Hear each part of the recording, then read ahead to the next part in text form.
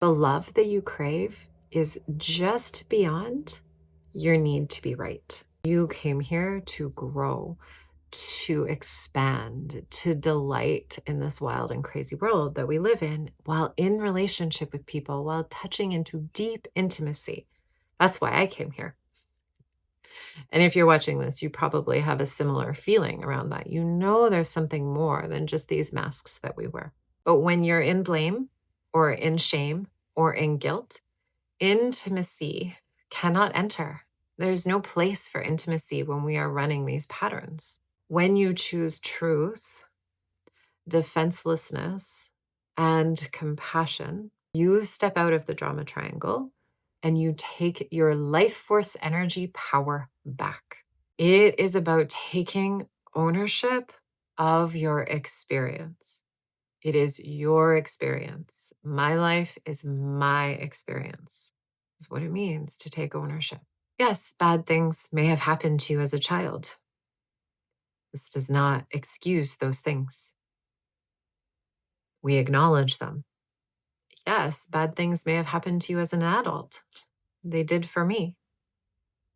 If there was behavior involved, bad behavior from another, it does not excuse that behavior. But no one can change your current life experience except for you.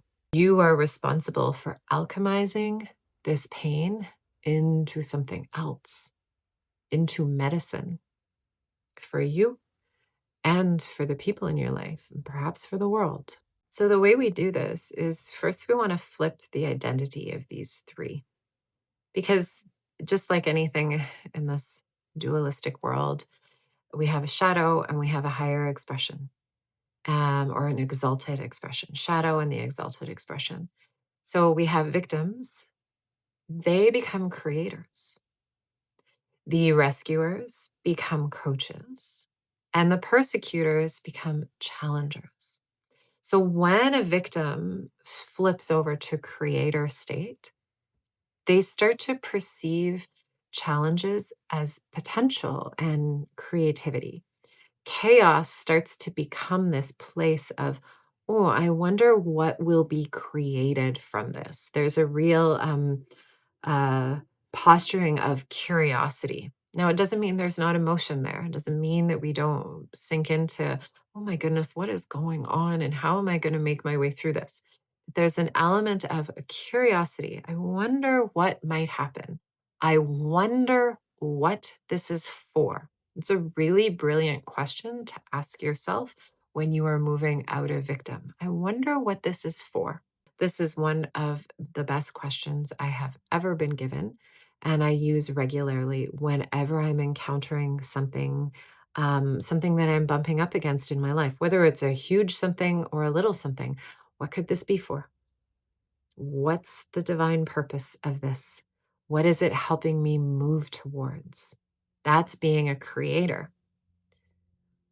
Any artist is going to start with chaos, whether it's chaos within themselves of this grand vision of what they're going to create, or a chaos of paint and words and scripts that they then have to like tease out to see what the art is. This is you being a creator. Rescuers going into coaches.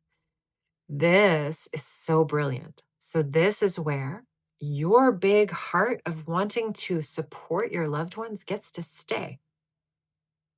But instead of going into their backyard, into their experience, instead of jumping down into the hole with someone who's struggling, you sit on the edge and you ask questions. You tell them how much you believe in them. You walk beside them, but you don't do the work for them. And what's very important is you take care of yourself first. We cannot give from an empty cup. And so when a rescuer becomes a coach, they are very diligent at their own self-care. They know how to say no. They know how to have healthy boundaries that are all just about taking care of themselves. So they're not drained.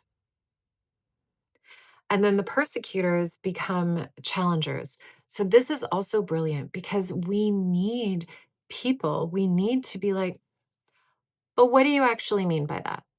And what if we looked at it from another perspective? Because this challenging aspect is where we can actually um, see other sides of a story, see other perspectives of a story. But when you are in this challenger role, you're not, you don't have this I am right attitude. There's also curiosity for a challenger. Like, okay, I see your perspective, I see what you're up to, but what happened if we looked at it from this way?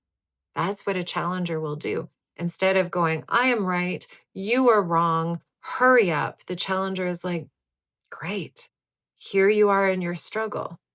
Let's see what else is possible. What can we discover here? Because I know there are other ways.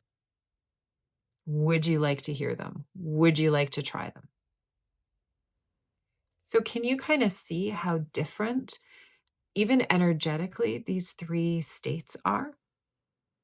There's a level of personal sovereignty, knowing that everyone is responsible for themselves. There's none of this energy that pushes out and commands or needs something.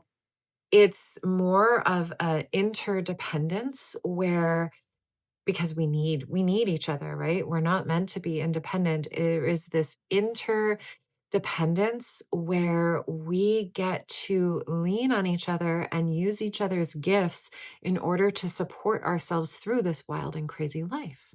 So now the key though, because remember in the other videos, I mentioned that the drama triangle is imprinted into our systems from when we are children. So your nervous system doesn't know the difference between the past, the present, and the future. I've talked about this in other videos.